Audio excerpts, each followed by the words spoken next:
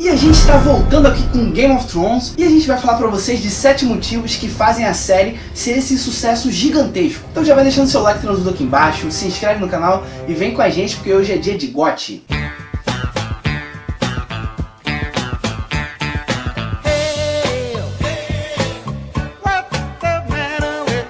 Lembrando que esse vídeo aqui tem muito spoiler, né? Então a gente deve falar aí até o final da 7ª temporada mais ou menos. Então, deixamos avisados. É porque o 8º não começou ainda também. E também a gente vai focar na série de TV. Lógico que vai ter algumas coisas aí do livro, mas é mais focado para série de TV. Por que a gente está fazendo esse vídeo aqui, né? Porque no final da série, se a gente não vai ter certeza, a gente vai pelo menos achar ali que foi a maior série de todos os tempos, ou pelo menos que mudou uma geração aí, principalmente de séries de TV na TV. Além disso, eu já acho que tá mudando. Sim. Já acho que ela tá mudando os patamares aí da série de televisão. Exatamente. Já causou umas mudanças, impactos aí, até no cinema também. E a gente começa aqui com o tópico idiomas próprios e civilizações distintas, né? Porque é todo um universo criado para série de livros, no caso, mas como a gente está falando da TV, para série de TV, né? Então existe uma dificuldade aí muito grande inicialmente. Imagina, você criar uma língua do zero. E a gente tem muitos exemplos desses na série. Isso é uma coisa que foi popularizada pelo Tolkien, que é um cara que mais influenciou o George R. Martin a criar essa história. Com o Senhor dos Anéis, ele criou umas línguas ali. No caso de Game of Thrones e do Senhor dos Anéis também, de todas essas histórias que criam uma língua própria também, uma civilização assim, é para causar uma imersão. E causa, é muito mais imersivo quando isso acontece, né? Com certeza. Até também pela diferença de clima e dos locais também. Como, por exemplo, lá no norte, lá na muralha é mais frio, mais neve. Porto Real é mais tropical, né? Mais praieiro. Isso faz uma diferença legal também. Causa essa imersão na gente de que é realmente um mundo muito crível, apesar de fantasioso e de ser uma criação. Exatamente. A gente tem os Dothrax, por exemplo, né? Essa língua e essa tribo que é diferente, ou seja, é uma civilização distinta com uma língua diferente também. Uma cultura diferente também, porque eles têm lá as coisas culturais deles, né? O lance do casamento, de como é que funciona, de cortar lá a trança se o cara perdeu uma luta. E a questão da lei do mais forte também, de quem manda, né? O rei é o mais forte, né? Fisicamente falando. Que é diferente também do trono lá em Westeros, né? Porque os Dothraki não são de Westeros. Mas a diferença, né? De Westeros lá tem toda a hierarquia do trono, da família, né? De passar, de hereditário, né? Da linhagem, de passar de pai para filho, dependendo da idade.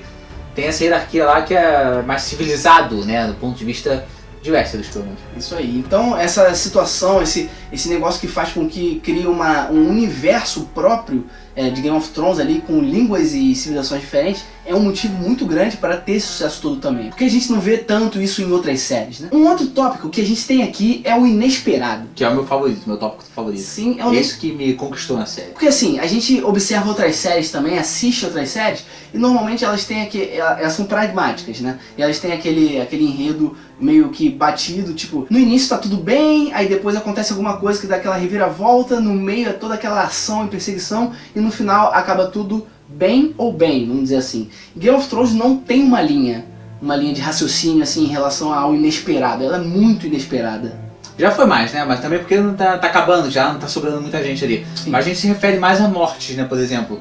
Mortes e situações. A pioneira lá foi o Ned Stark, porque eu, por exemplo, vi a série antes de ler livros, de conhecer também como é que funcionava. Sim. Então aquela morte pra mim, né, tava tudo caminhando contra eles, mas é aquela questão que a gente já tá acostumado, né? O clichê tá caminhando contra até que ele vai dar uma reviravolta, vai dar a volta por cima e vai vencer. Sim. Mas não, o cara vai lá e morre. Sim, porque assim, na primeira temporada, o Ned Stark é o protagonista, é o cara que rouba a cena ali, né? É o maior ator, tem o maior nome, né? É o maior nome da série também, e o cara vai lá e morre. Então é um inesperado, assim, mas muito, porque é a primeira temporada e o protagonista morre. Mas a gente tem também outras situações aí complicadas, como por exemplo, Casamento Vermelho. Casamento Vermelho, tudo bem, você pode achar que o Robb vai morrer, ou a Catelyn vai morrer, mas assim, daquela forma, como foi feito, o filho dele sendo esfaqueado na barriga da mãe, e toda aquela situação complicada, a gente não esperava isso. Então isso faz com que a gente fique muito surpreso e que se prenda a essa série também. Outros exemplos que a gente tem aí é a derrota do Oberyn pro Montanha também. Tipo, a gente achava que o Oberyn venceria essa luta. Até porque é uma vingança pessoal também, e também é ajudar o Tyrion, que tava em jogo, né? Ali a vida do Tyrion. Sim. Então tava muito parecendo que o Oberyn ia ganhar. Exatamente. Aí vai lá, essa quebra de expectativa é uma coisa legal. Eu não acho que qualquer quebra de expectativa seja uma coisa boa. Não é. Porque eu não esperava que o Brasil fosse perder a Copa, perdeu.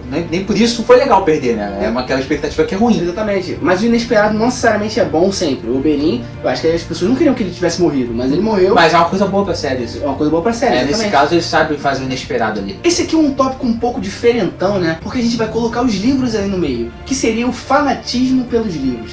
E por que seria um tópico? Porque, primeiro que as pessoas que eram fanáticas pelos livros vibraram muito quando souberam que teria uma série de TV da HBO de Game of Thrones. Então é uma coisa grande e que fez também com que as pessoas que liam os livros falassem da série para as pessoas que não liam os livros, né?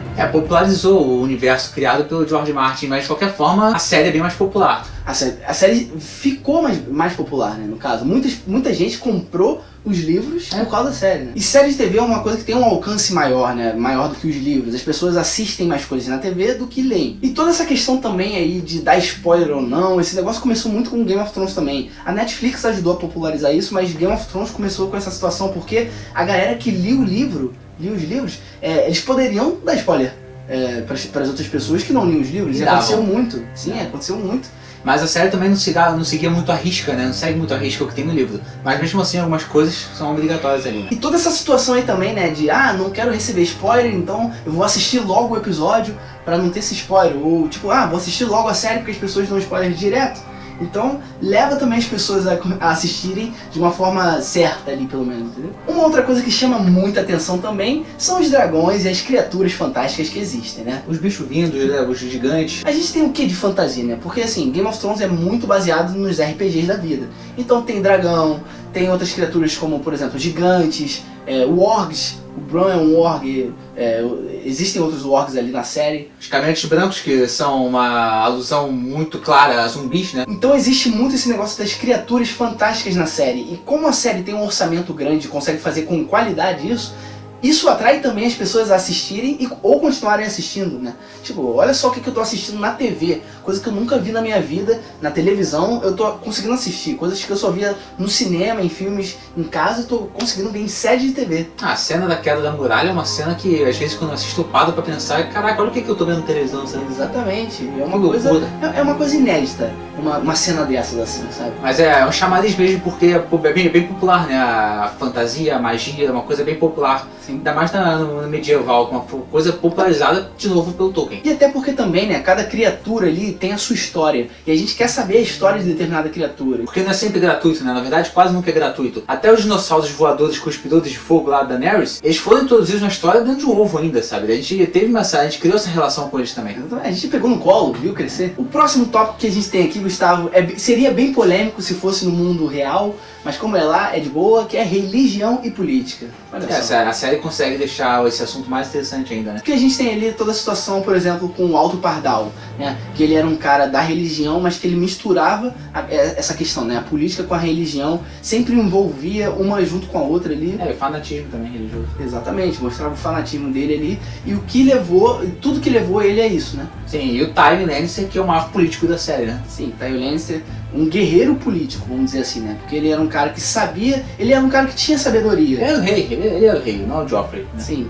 Exatamente, nesse momento aí ele que era o rei. A Cersei também tem o seu lado político, né? Ela é uma personagem um pouco mais explosiva, então ela não tem esse equilíbrio que o Tywin tinha, por exemplo, né? Era um cara que sabia administrar essa questão da política com a guerra e com os outros personagens, as outras pessoas, né? Mas é legal a série fazer, isso se encaixa também na questão do inesperado, que faz com que o lado ruim, né, que a gente conclui que os Lannisters seriam os ruins, eles são os melhores políticos, né? E a Daenerys, que seria a heroína da série e da história, ela não é uma boa política. Não é, ela precisa de outras pessoas ali pra ela aprendeu, auxiliar, né? Mas ela tropeçou muito aí. Tropeçou muito, até chegar aqui. É legal, assim, porque humaniza, né? Exatamente. Aproxima a gente desses personagens. E a gente também tem o Tyrion, né? Com toda a inteligência que ele tem, o que ele não moveu ali, né, cara, em Westeros? O que ele não fez ali? Ele fez chover, basicamente. Ele ganhou uma guerra né? Então assim, ele foi mão do rei, né, em determinado momento também, ali com Joffrey, e ele tinha a sabedoria para conseguir conciliar a questão do Joffrey odiar ele com a situação dele ser mão do rei, né? Ele é mão do rei até o Time chegar, né? Que o Time tava longe, né? Porque ele foi tipo um substituto ali. Exatamente. E ainda tinha Cersei ali que odiava ele. Enfim, era uma situação muito complicada e ele ainda conseguia fazer algumas coisas ali. Um tópico que é bem importante, Gustavo, e que a galera gosta muito, é tretas familiares. Mais conhecido como novela, né? Mas é a novela no sentido... As pessoas levam isso a mal, mas é uma novela boa. As pessoas acham que a gente compara Game of Thrones a uma novela da Globo, por exemplo, assim. Não é essa a questão. Novela não é só novela do Globo. É no conceito da novela. É no conceito, aquele negócio de tipo assim, toda semana tá aquela treta familiar acontecendo. A série no começo era mais relacionada a famílias, né? Porque começa com uma treta de família. Que foi a treta dos Starks com Lannister, que foi inspirado nos Yorkshires contra os Lancasters, lá na Inglaterra. A briga pelo poder também levava muito a essas tretas familiares. Irmãos se odiando, tio pegando a tia, sobrinho com não sei quem. Exatamente, o seu sobrinho na verdade é seu filho. E a questão do trono também, né? Porque existia uma guerra dentro de uma família em relação ao trono, que era a família Baratheon, né? Os três irmãos. Os três não, né? Porque o Robert morreu, aí sim o Stannis e o Renly Baratheon estavam brigando ali. Mas até hoje algumas coisas continuam assim, porque por exemplo, Jon Snow é um Targaryen, ele é sobrinho da Daenerys. Então acontece um incesto também de uma determinada forma. E a gente não sabe como é que vai acontecer agora para a última temporada, como é que vai ser essa treta, essa briga pelo poder, pelo trono, né? E um outro tópico que é bem importante são os personagens marcantes, né? A gente tem muito personagem marcante na série. Quando acabar a série, mesmo se tiver vários outros derivados da série, a gente não vai esquecer nunca de um Tyrion da vida, por exemplo. O Tyrion é o meu personagem preferido da série. Talvez seja fácil falar isso, né? Talvez seja fácil o Tyrion ser o personagem preferido, mas isso é muito mérito dos roteiristas que escreveram a história dele e do próprio ator também, porque ele marcou uma geração, na verdade. As pessoas nunca mais vão esquecer do Tyrion. Mas a gente também tem, por exemplo, o Ned Stark, que é um cara que também marcou muito por ser um personagem forte, né? O Xambin ali, com todo aquele jeitão dele, conseguiu conquistar a gente. Os personagens centrais são mais fáceis de conquistar, né? Sim. Mas os secundários também são muito bons. Todos eles, quer dizer, a maioria deles são ótimos personagens marcantes também. Sim. O Tywin era meu favorito, até agora ele continua sendo o que eu mais gostei da série. A Arya. Quem não gosta da Arya? A Arya é uma personagem que ela pode não ser aquela ali que vai sentar no trono, um personagem muito central assim, mas ela é adorada por muitos, ela é a personagem favorita de muitas pessoas. Então essa questão de personagens marcantes também foi uma coisa que com certeza prendeu as pessoas à série de TV, não tem jeito. Mas e para você? O que mais te prendeu a continuar assistindo Game of Thrones? Qual foi o motivo que te fez ficar sentado ali assistindo aquela série toda semana? Deixa aqui embaixo nos comentários pra gente ver a sua opinião. E é isso, não esquece de deixar aquela martelada no like aqui embaixo pra ajudar a gente na divulgação desse vídeo. Se inscreve no canal se você quiser continuar acompanhando vídeos como esses daqui de Game of Thrones que a gente vai fazer direto. Não deixe de conferir aqui embaixo também na descrição do vídeo nossas redes sociais. Segue a gente lá e que venha a última temporada de Game of Thrones. Valeu.